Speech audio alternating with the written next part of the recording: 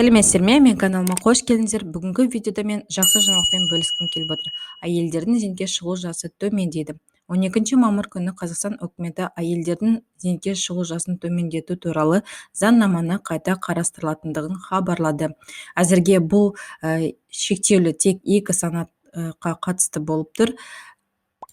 Бұл санатқа кіретіндер ауыр жұмыс жасайтындар, шахта және металлургия саласындағы қызмет ететін әйел кісілер, сонымен қатар мүгедек бала тәрбиелеп отырған аналар кіріп отыр. Ата кететін басқа елдерде зейнетке шығу жасы әйелдер үшін Қытайда 55 жас, ерлер үшін 60 жасты құрайды. Ал Германияда 1974 жылғылар 65 жаста шығады.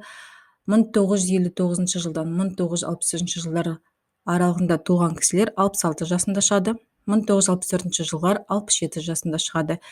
ақш-та әйелдер мен ерлер зейнетке шығу жасы 67 жасты құрайды. Ал елімізде былтыр әйелдердің зейнетке шығу жасы 60 жасты құраса, биыл 60 жас 6 айға көтерілген. Яғни 2027 жылға дейін кезең-кезеңмен әйелдердің зейнетке шығу жасы ұлғайып 60 жасқа дейін жетеді. Осылайша ерлер мен әйелдердің зейнетке шығу жасы теңеседі. Әзірге қолдағы бар заңнама осы. Бүкіл әйелдер қауымы үшін осы зейнетақы жасы төмендейтініне сенеміз.